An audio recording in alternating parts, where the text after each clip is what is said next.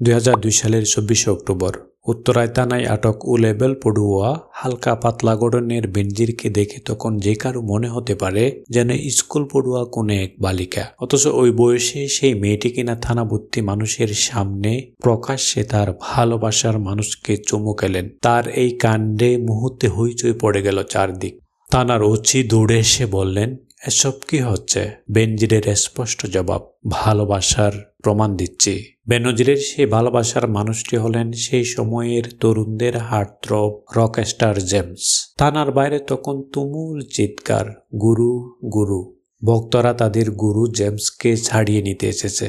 James বেনজিরের ধনাঢ্য ব্যবসায়ী বাবা ইকবাল সাজ্জাদের করা এক অপহরণ মামলায় গ্রেপ্তার হয়েছেন ঢাকা বিমানবন্দর থেকে। ওই দিনই যে জেমস বেনজিরকে নিয়ে আমেরিকা থেকে দেশে ফিরবেন তা সাজ্জাদ কবির জানতেন। মামলার বিবরণীতে ছিল 2002 সালের 28শে জুন সন্ধ্যায় মেয়েটি কুচিন থেকে বাসায় ফিরছিলেন। পথে উত্তরা হাই স্কুলের পাশ থেকে জেমস, তার বন্ধু বিশু ও গৃহকর্মী মিলে তাকে অপহরণ করেছেন।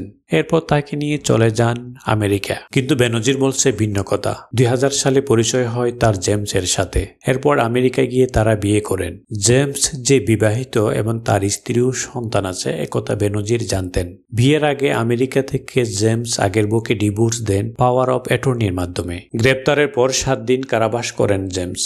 বেনজিরকেও এই কয়দিন নিরাপত্তা হেফাজতে থাকতে হয়েছিল। 30শে এপ্রিল তাদের আদালতে আনা হয়। বেনজিরের বাবা মেয়েকে নেওয়ার জন্য এমন কোনো চেষ্টা নেই যে করেননি, কিন্তু বেনজির অনড়। তিনি বাবার সঙ্গে যেতেও স্বীকৃতি জানান। ম্যাজিস্ট্রেট তার জবানবন্দি শুনেন, বিয়ের কাগজপত্র দেখেন। তারপর আদালত নিজ জিম্মায় বেনজিরকে চলে যেতে আদেশ দেন। সেই সাথে জেমস ও অব্যাহতি পান অভিযোগ থেকে।